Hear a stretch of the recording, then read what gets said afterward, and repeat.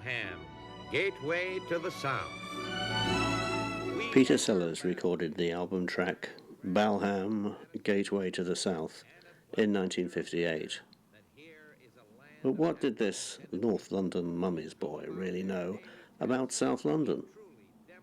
Come with me and I'll show you the real deal south of the river.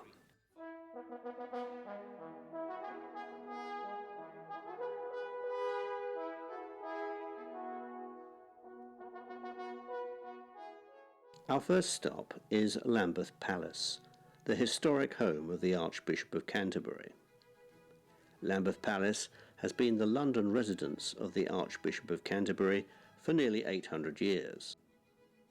Now this is Morton's Tower, built in 1490.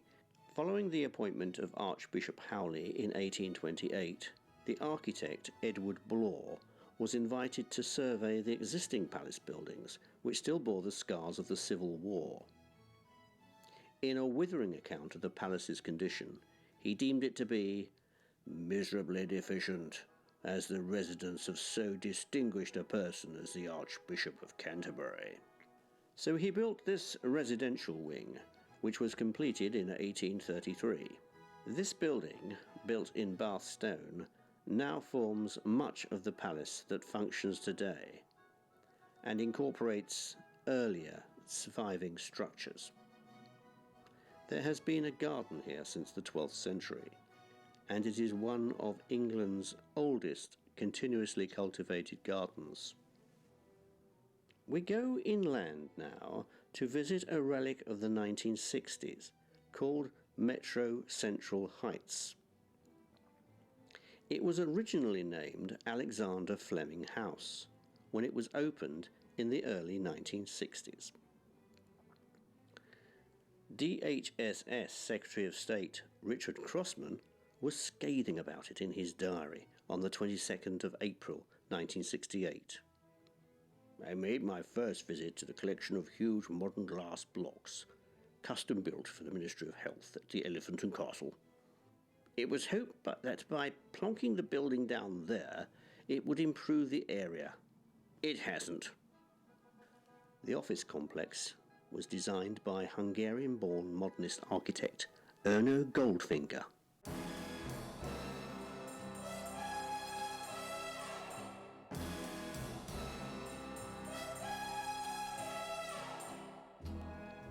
His surname, Goldfinger, is more well known as the villain in Ian Fleming's James Bond book of the same name.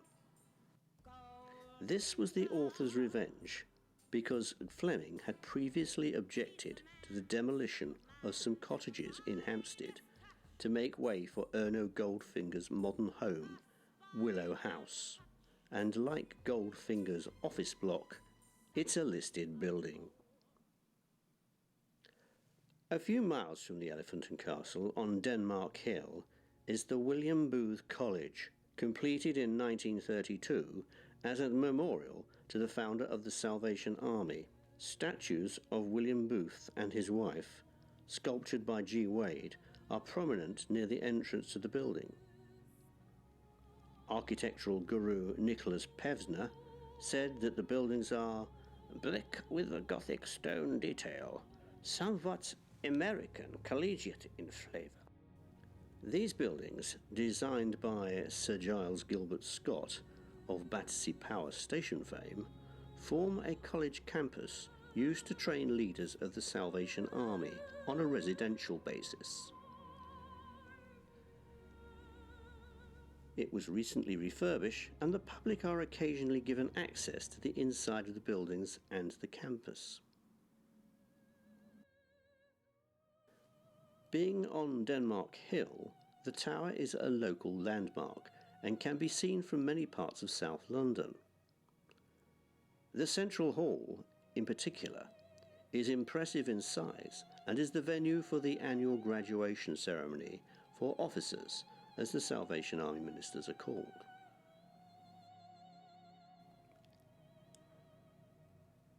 The Imperial War Museum was originally the Bethlehem Hospital for the Insane.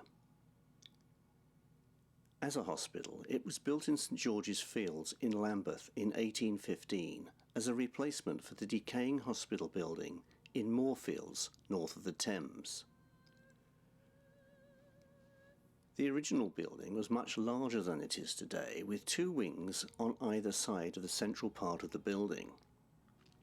These wings housed men and women separately in the asylum.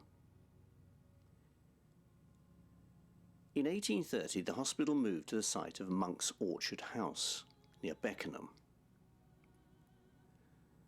The old hospital and its grounds were bought by Lord Rothermere and presented to the London County Council for use as a park.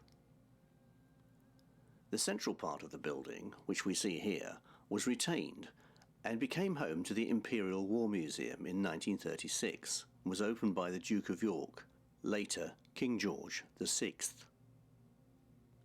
Its grounds became the Geraldine Harnsworth Park, after Lord Rothermere's mother. So there you have it. Although cabbies from north of the Thames and the late Peter Sellers had their reservations, there's plenty to see south of the river, but alas, not that much in poor old Balham. Take it away, Peter.